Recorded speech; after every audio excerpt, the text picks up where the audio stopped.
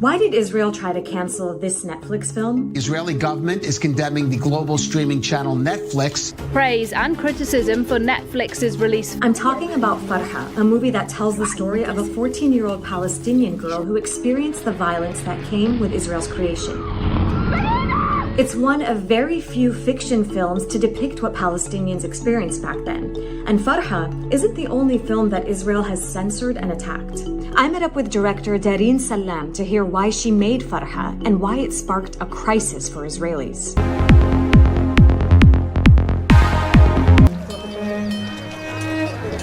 Why do you think so many Israelis were so outraged and upset by your film? Because I think it shows their truth.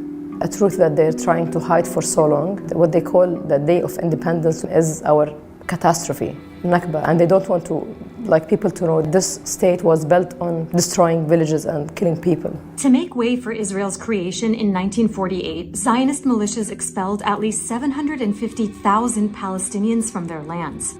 These militias also killed about 15,000 Palestinians in a series of mass atrocities and massacres. Palestinians refer to these events as the Nakba, meaning the catastrophe, and for them, the Nakba never ended.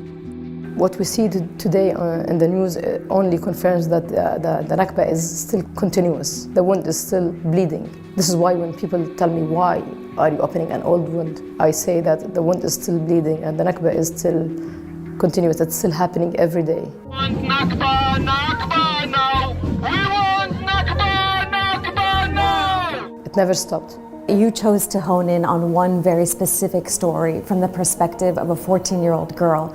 Why did you do that? I wanted to show a girl who had dreams like any other child, who had dreams to get an education, to live a normal life. She didn't choose to be part of this, but she was forced into all of this. تخيلي أروح المدينة، أروح المدرسة، يصير عندي شنطة، كشاكيل. When she gets very close to her dream, the war comes to her village.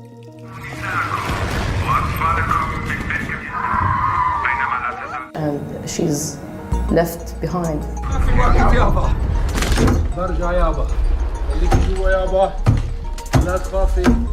It looks very easy and simple, but it's heavy. She was deprived from her dreams and she's forced to grow up.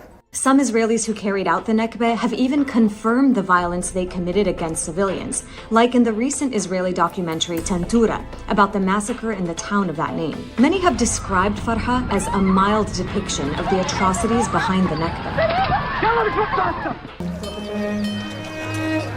But despite that, masses of Israelis boycotted the film and canceled their Netflix subscriptions ahead of its release on the platform. Some even called for the film to be removed from Netflix. They denied that the Nakba happened or that people were killed during the Nakba. Or Haganah soldiers, they were calling them the most moral army and denying this tragedy that happened to my grandparents and many, many people.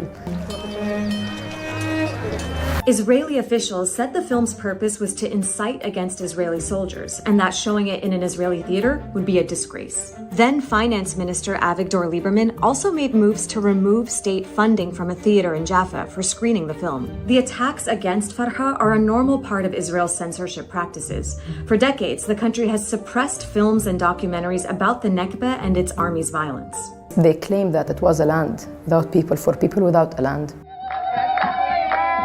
And I wanted people to know that this land was with people that had lives and heritage and culture and everything.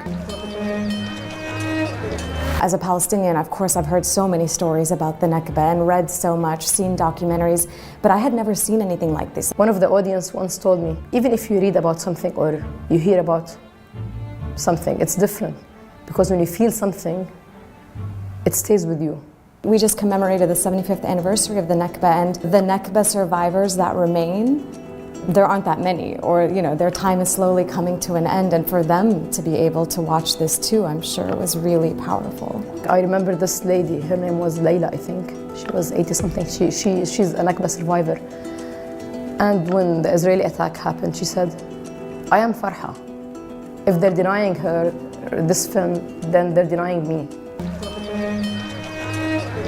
Are you hopeful that your film is heralding a new era of this genre of Nakba-related movies. It's a dream come true because some film critics and experts are defining Farha as the film that launched the genre, the Nakba genre, which is amazing.